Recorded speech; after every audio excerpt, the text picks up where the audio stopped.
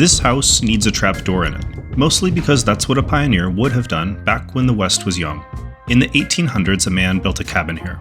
We are rebuilding it, one stone and timber at a time.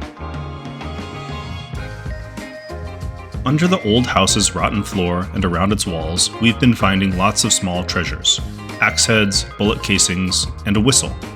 Last week, Jessie finished building the stone foundation. Robbie milled massive beams and joists. And I, Clayton, have been walking you through the story as your narrator. Today, we are putting a solid floor back on this place. And, as a bonus, we will go explore another abandoned homestead on the ranch. There's something inside we might be able to save. Back here at Uncle Dan's, just like a pioneer might have thought to do, we need a spot to hide the valuables.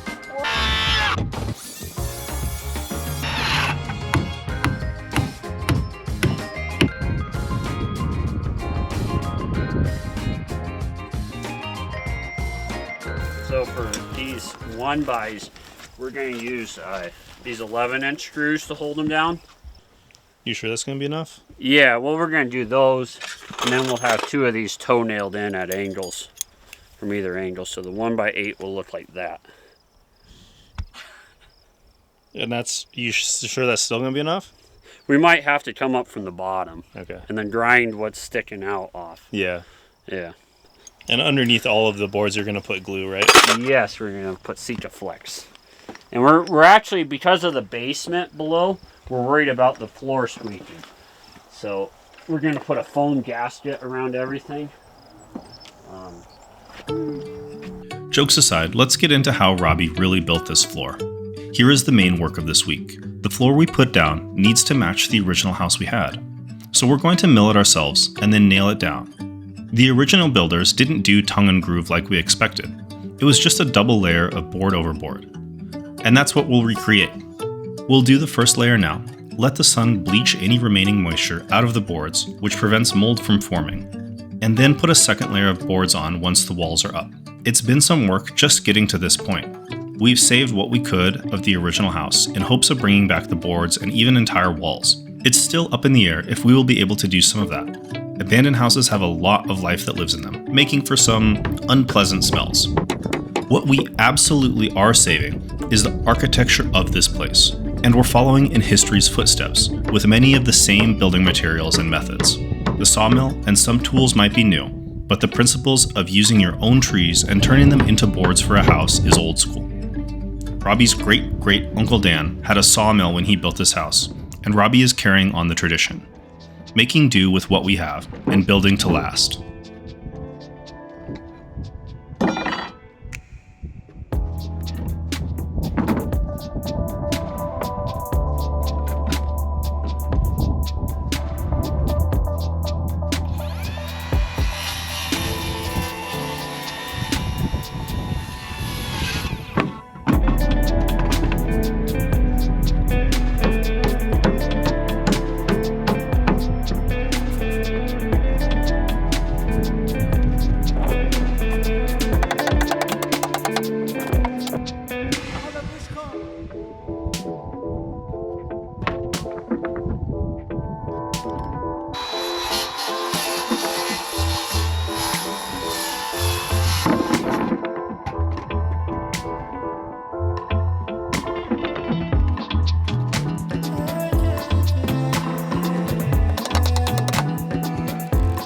Okay, so Robbie has built an amazing timber floor for this house, but it all sits on a stone foundation.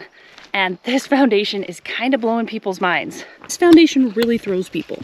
It has no mortar, no footings, no rebar, nothing. It's just rubble stones stacked intentionally on top of one another. And you know what? It's the perfect foundation for this house. Number one, because historically, this is the type of foundation that a simple pioneer could have built. Concrete wasn't a thing out on the prairie in 1889, and any immigrant from Scotland, England, Ireland, or even Croatia, like a lot of immigrants to this area, they'd know about how to build dry stone walls. So they'd be familiar with how to do this. But it's not as simple as it looks. It's not just a pile of rocks dumped in a line. Basically, it comes down to two forces: gravity and friction. You make sure stones are laid level and packed tightly against one another, leaving no gaps or running joints. And with that, the wall will stay up. It's not perfect, but it's probably a lot like what a pioneer would build. That's a big job checked off my list. Next up is for Robbie to sawmill trees and finish up a solid wood floor on this beauty. Our kids can't wait to jump and run on this thing, so let's get to it. Oh, and as a little bonus for today, I wanted to jump over to an abandoned homestead on the far side of the ranch. I've never been inside it, but there's this old table sitting there rotting, and I really want to see if we could liberate it. Might be a perfect fit for this 1889 project.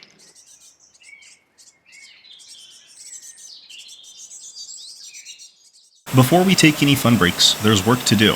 This floor isn't going to finish itself, and no matter how much sawmilling Robbie has done, there's always more to do. And honestly, it's pretty satisfying work. Robbie has spent a good chunk of winter felling trees and milling true 1-inch thick boards. When we pulled apart the original rotten floor of Uncle Dan's, we saw how they made this floor. That, you can see it's not tongue and groove. I assumed it would have been tongue and groove. They just did their overlap. But it isn't. That piece of wood. So it's just boards on top of boards. Yep, slightly overset. The planning and milling for this floor has been a long, drawn-out process. With the grunt work of milling and hammering the floorboards done, let's go take a quick break. There is another abandoned homestead on the far side of this ranch that is about to fall in, but it's still full of romance and charm, and it has something inside that we are hoping we can use. George, do not waste this water. No way, the water's not on. So this was an old homestead house of a Croatian immigrant family. They came over here and became coal miners and then worked themselves up substantially from there. Like one of the daughters went on to go to university in the early 1900s, which is pretty impressive for rural Montana, but they had humble beginnings. Nobody's lived in here for probably 90 years. That key is long gone.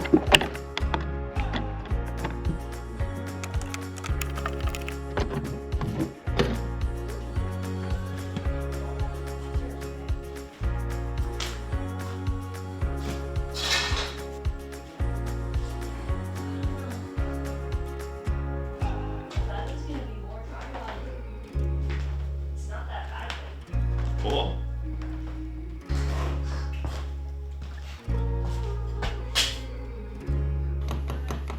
Underneath here is a giant stone-walled basement that I really don't want to fall through, so I'm going to walk very, very gingerly on this floor.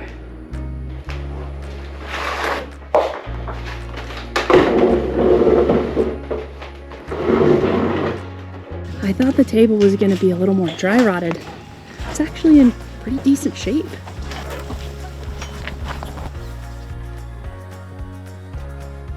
Stone walls. That is too cool. The Croatian immigrants were really talented with stonework. They built a lot of the stone buildings in our town.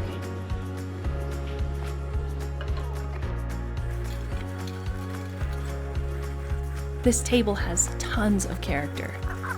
Maybe not tons of craftsmanship, but it's got a really cool look to it. Okay, let's get it back to the shop, see if we can hose it off, clean it up, make do. I'm loving how this table turned out. Would I want to eat breakfast at it every day? No. But what's the goal of this project? It's loving history, keeping in touch with the past, feeling the age of things long gone. This has the old circle saw marks, old nails, the feel that a man cobbled it together quickly to solve a deed. It's fun to experience that. So yeah, this is the perfect table for this project.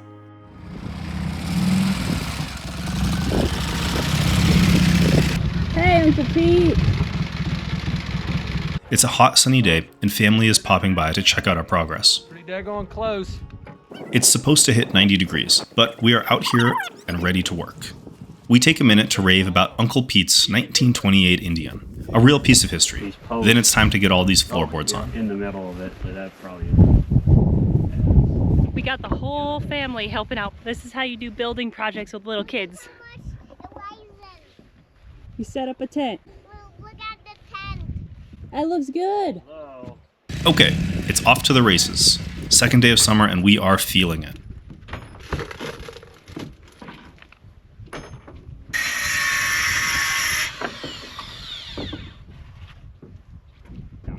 Okay. So the cut edge is on that end. Okay. Line that one up.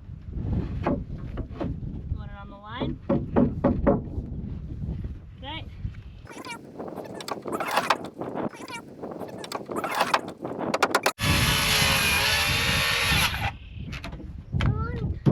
They'll reuse that as grunt. That's what I've been doing, but these joists, these aren't spaced correctly to just. I gotcha. God damn. Nail.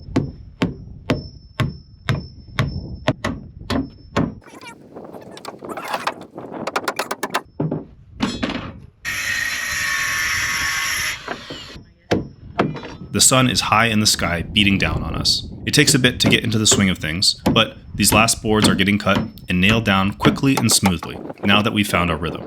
And the Pioneer trapdoor? Well, just a few more cuts and it's done.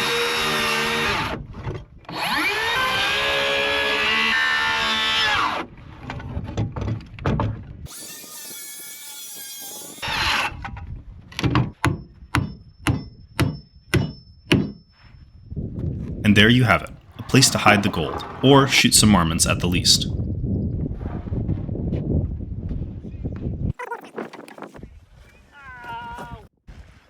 The last boards go on. We'll leave the enjoyment of it for tomorrow. It's too hot to linger. Oh, 90 degrees today. Wow, that was hot. The entire foundation, stones and timber, plus a rough sawn subfloor is done. Only thing left is to weight test it by jumping, eating, and drinking on it, to celebrate a major part of this build being finished.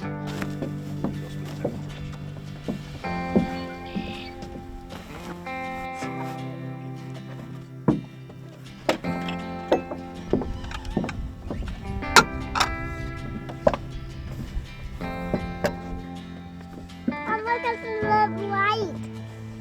Oh. There's George, come here. Shush.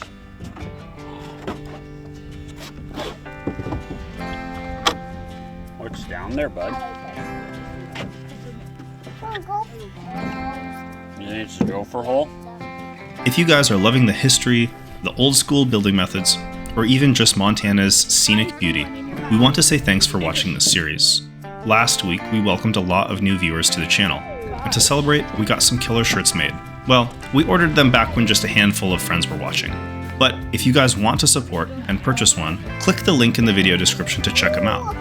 Next episode, we tackle raising the 4 walls. Will they be new, or a mix of some 1800s boards, studs, and history? Well, we're all on this journey together. We don't even know the answer, so let's find out. See you guys in a couple weeks.